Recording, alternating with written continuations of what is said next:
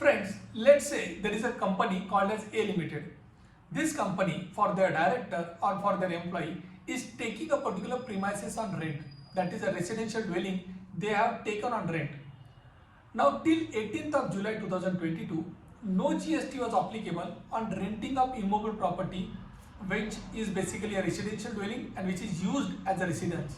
तो दो कंडीशंस हुआ करती थी, अगर आप रेसिडेंशियल ड्वेलिंग यानी कि कोई अपार्टमेंट वगैरह किराए पे ले रहे हो और किस पर्पज के लिए, रहने के लिए, हो सकता है आपका डायरेक्टर रह रहा है, आपका एम्प्लॉय रह रहा है, बट अगर वो रहने के लिए, रेसिडेंस के लिए आप ले रहे हो तो टिपिकली इस एक्टिविटी के ऊपर कोई भी जीएसटी एप्लीकेबल नहीं था। नौ 18 जुलाई से गवर्नमेंट ने एक मेजर चेंज लाया है और उस चेंज के तहत अगर आप एज अ कंपनी, अगर आप जीएसटी में रजिस्टर्ड हो, that is let us say A limited is registered for GST purposes, and if they are taking any residential property on rent, even for use as a residence, then the government is saying GST at the rate of 18% would be applicable on such renting of immobile property, even if it is a residential dwelling for use as a residence. And second important thing is the tax would be payable by the recipient, that is in that example A Limited. So effectively it will mean as a company आपको 18% GST पे करना पड़ेगा अगर आप कोई भी immovable property residence के लिए रेंट पे लेते हो, कोई भी अपार्टमेंट आप रेसिडेंस के लिए रेंट पे लेते हो, आपके डायरेक्टर के लिए या आपके एम्प्लॉय के लिए। नाउ यहाँ पर एक second dimension, second important aspect आ जाता है, what about input tax credit. Company को ये जो एक्सपेंडिचर है, जो रेसिडेंशियल ड्वेलिंग का जो खर्चा है, उसके ऊपर जो 18% पे किया है, उसका इनपुट टैक्स क्रेडिट मिलेगा कि नहीं मिलेगा। यहाँ पर प्लीज नोट करिएगा, यहाँ पर इनपुट टैक्स क्रेडिट मिलने की पॉसिबिलिटी बहुत मिनिमल या बहुत कम है,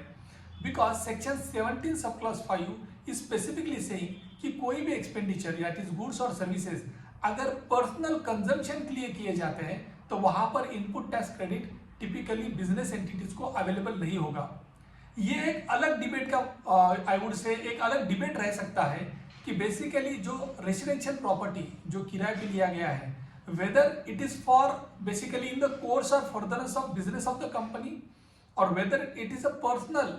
related, that is person related expenditure, ये एक अलग डिबेट का इशू है, एक अलग मुद्दा है कहूँगा मैं। लेकिन प्राइमा फेसी अगर आप देखेंगे जीएसटी का जब ऑडिट होगा, जब जीएसटी अथॉरिटी जब आपके पास असेसमेंट के लिए आएंगे,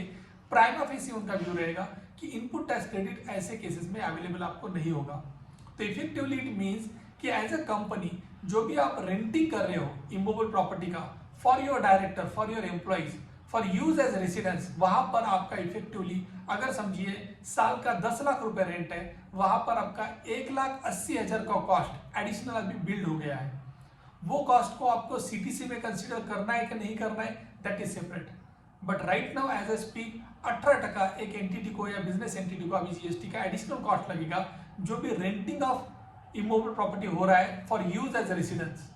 तो प्लीज नोट करिएगा फ्रेंड्स, अगर आप कोई भी residential dwelling for use as a residence as a business entity which is registered for GST purposes, if you are taking, then GST आपको 18% से रिवर्स चार्ज में going forward, that is from 18th of July you will have to pay. I hope this you found this video relevant. Thank you.